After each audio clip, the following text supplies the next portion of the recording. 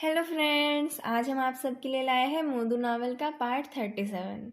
अपने criminal police के काम में लुओ विंजो ने इसके पहले कभी भी ऐसे अटैक का सामना नहीं किया था। वो इसके लिए प्रिपेयर नहीं था। उसने हाथ उठाकर धक्का देना चाहा, पर उसके हाथ कुछ नहीं लगा। फेदू को पता था वो धक्का देगा, इसलिए थोड़ा सा टच करके ही वो हट गया था।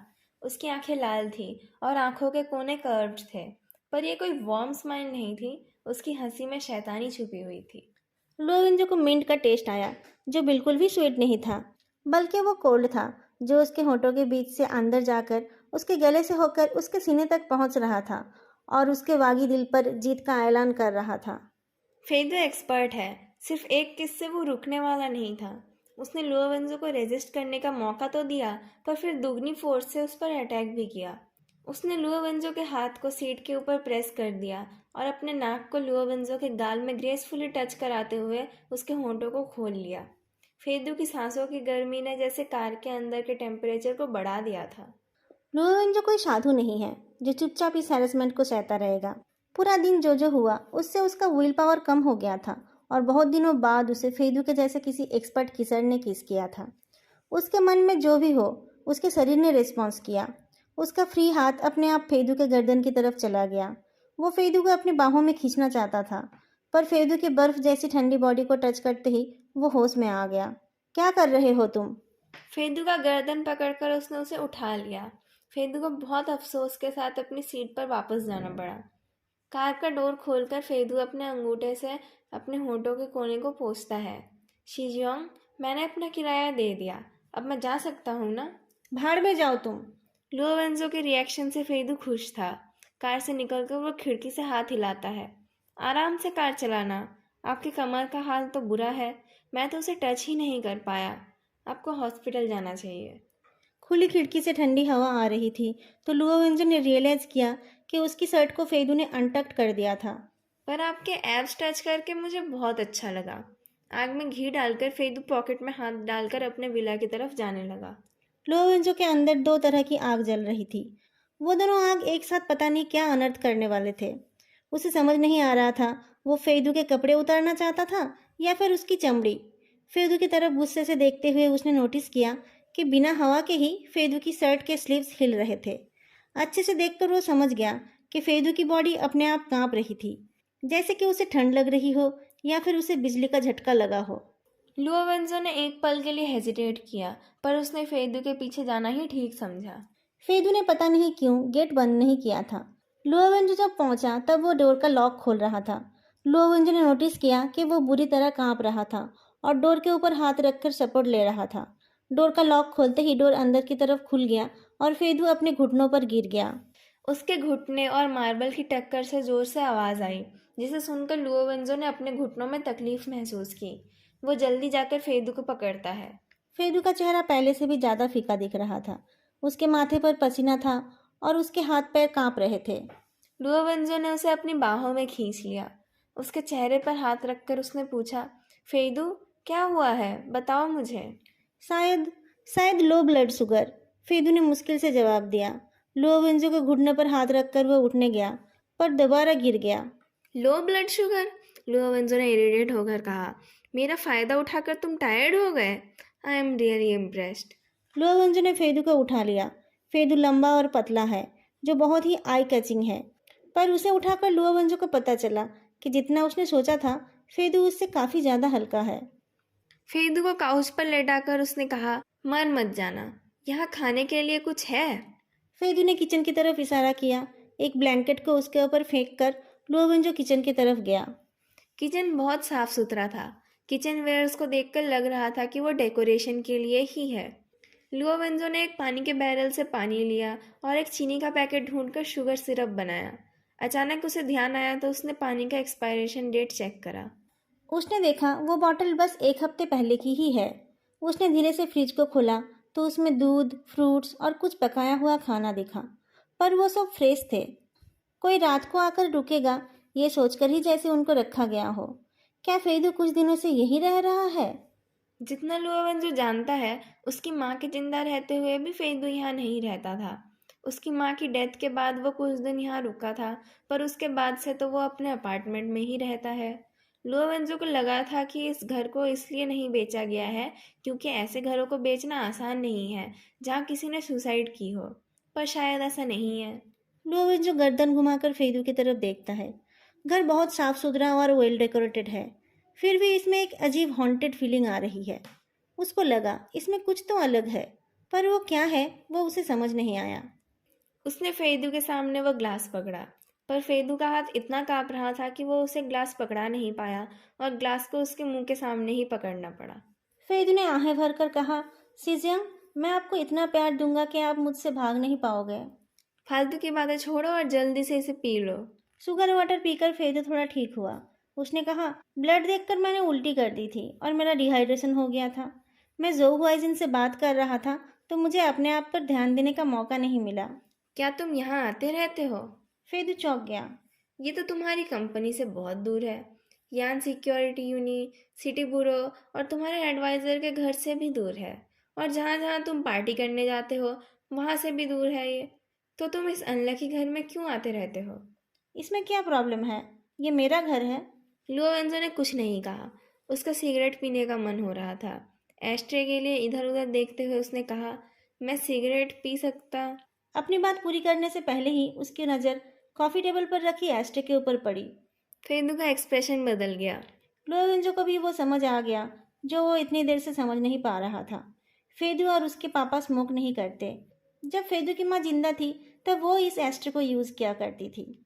फेदू की माँ की डेथ को इन्वेस्टिगेट करते टाइम लुओवेंजो को इस घर में आना पड़ता था। ऐसे ही एक दिन जब उसने सिगरेट पीने की इच्छा जताई थी तब फेदू के पापा ने उसे एस्ट्रे के बदले एक फ्रूट बॉल दिया था। उनका कहना था कि उनकी पत्नी की मौत के बाद उन्होंने उनके इस्तेमाल की चीज़ों को हटा दिया ताकि उनको देख देख कर उन्हें तकलीफ ना हो। उन्होंने घर के फर्नीचर्स को भी हटा दिया था। लोरेंजो घर को अच्छे से देखता है। टीवी, पियानो, दरवाजे का रेट्रो कोट रैक और तो और फ्लावर वसेस भी वापस आ गए हैं। घर का अरेंजमेंट फिर से वैसा हो गया है जैसा कि फेदू के माँ के जिंदा रहते टाइम था। फ्लावर वासेस में एक्सट्रीमली रियलिस्टिक फेक फ्लावर्स थे। वो फ्लावर्स स्पेशली ऑर्डर देकर ऐसे बनाए गए थे जैसे कि उनको कुछ दिनों से बदला ना गया हो। पूरा घर वैसा है जैसा कि उस दिन था जिस दिन लुओवेंजो फर्स्ट टाइम इन्वेस्टिगेट करने आया था। उस घर के अंदर का टाइम जैसे 7 साल पहले के एक दिन में रुका हुआ है।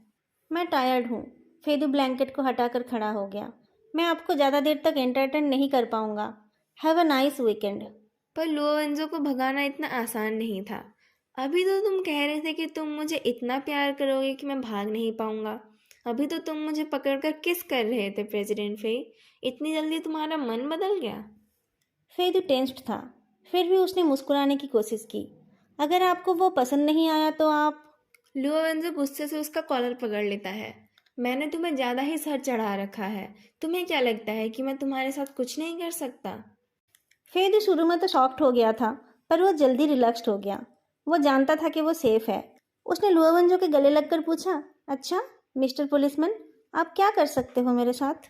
फेदू की आंखें बहुत खूबसूरत है। ऐसा लगता है जैसे कि उनमें पूरी दुनिया समाई हुई है। लुआवंजो ने उसकी तरफ देखा और फिर उसके कॉलर को पकड़कर खींचा। उसकी ताकत से शर्ट के सारे बटन्स टूटकर बिखर गए। फेदू के सीने में एक ड्रैगन का टैटू दिखाई दिया। पिछली बार जब वेस्ट रिज पर देखा था तब तो एक अलग पिक्चर था। क्या ये धुल गया है? फेदू लुओवेंजो को टच करते हुए बोलता है, ऐसे तो इसे वाटरप्रूफ होना चाहिए था, पर वो सब बस एडवर्टाइजमेंट में ही होता है। इसलिए मेरा एडवाइस ये है कि आप इसे मत चाटना। लुओवेंजो का हाथ फेदू के गले में था, पर फेदू को उस बात से कोई फर्क नहीं पड़ रहा था। लुओवेंजो ने पूछा, असली टैटू क्यों नहीं बनाया? दर्द से डर लगता है? फेदू ने धीरे से गर्दन हिलाया। उसका गर्दन हिलाना पूरे होने से पहले ही उसके गले में लुओवेंजो का हाथ टाइट हो गया। एयर पाइप के अचानक स्क्वीज हो जाने पर फेदू की बॉडी कांप उठी, पर लुओवेंजो ने फील किया कि उसके कैरोटिड आर्टरी के पल्स में कुछ भी चेंज नहीं हुआ। फेदू ने बल्कि मुस्कुराने की कोशिश की। मुझे नहीं पता था आपको ये अच्छा लगता है। अगर 1 मिनट के लिए तुम्हारी सांस रोक दी गई तो तुम्हारे लंग्स में बर्निंग पेन होगा। फिर ऑक्सीजन की कमी की वजह से तुम डिजी फील करोगे और तुम्हारे आंखों में खून आ जाएगा। और फिर तुम्हारा ये ब्रेन, जो अभी भी पूरी तरह से डेवलप नहीं हुआ है, डर जाएगा और बाकी सब फंक्शंस बंद कर देगा। पहले तुम्हारे हाथ पैर काम करना बंद कर देंगे और तुम रेजिस्ट नहीं कर पाओगे। फिर तुम अपनी बॉडी को भी फील नहीं करोगे। तुम्हारे मसल्स में स्पैज़म होगा और तुम कुछ देर में मर जाओगे। लुओवेंजो ने फेदू का गला छोड़ दिया। बहुत बदसूरत मौत होगी ये। तुम्हें दर्द से डर लगता है, पर इस बात से डर नहीं लगा? फेदू को पता था कैसे चोकिंग से बचना है। लोवेंजो ने जब उसकी गर्दन छोड़ दी तब वो हाँफने नहीं लगा। अपनी गर्दन हिलाते हुए उसने कहा, एक और तुम्हें ये डर नहीं था कि मैं तुम्हारे साथ कुछ गलत करूंगा? लुओवेंजो ने उसके कान के पीछे हाथ रखा। तुम्हें ये डर नहीं था कि मैं जोर लगाऊंगा या फिर तुम्हें चोट पहुंचाऊंगा? जब मैंने तुम्हारा गला दबाया तब तुम्हारा हार्ट रेट भी नहीं बढ़ा। क्यों? क्या तुम्हें मेरे ऊपर इतना भरोसा है? फेदू हंसता है। क्या मैं आप पर भरोसा नहीं कर सकता? अच्छा, अगर इतना ही भरोसा है तो एक सवाल का जवाब दो। मुझे याद है कि तुम्हारे डैड ने उस एस्ट्रो को फेंक दिया था। तुमने वैसा ही एक खरीदा या फिर तुम उसी को ढूंढ लाए? फेदू ने फ्लर्टेशन के बीच ऐसे सवाल की उम्मीद नहीं की थी। उसकी आंखें बदल गई जो लुओवेंजो ने नोटिस किया। क्यों? क्या तुम अभी भी उनकी मौत का इन्वेस्टिगेशन कर रहे हो? फेदू ने उसे धक्का दिया पर लुओवेंजो प्रिपेयर्ड था।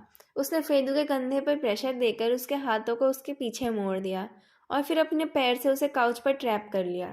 फेदू ने अपने आप को छुड़ाने की कोशिश की, पर उसका कुछ फायदा नहीं था। फेदू ताकत से लुओवेंजो को हरा नहीं सकता, पर उसके पास एक ताकतवर जुबान है। कैप्टन लुओ, अगर आपको सेक्स नहीं करना है तो ऐसे ही बता दीजिए। हम दोस्त बने रह सकते हैं। फोर्स यूज करने की जरूरत। उसका कंप्लेन करना पूरा होने से पहले ही लुओवेंजो ने झुककर उसके फोरहेड पर किस कर दिया। फिर वो फेदू के बालों में हाथ चलाने लगा। फेदू के चेहरे का डर साफ दिख रहा था।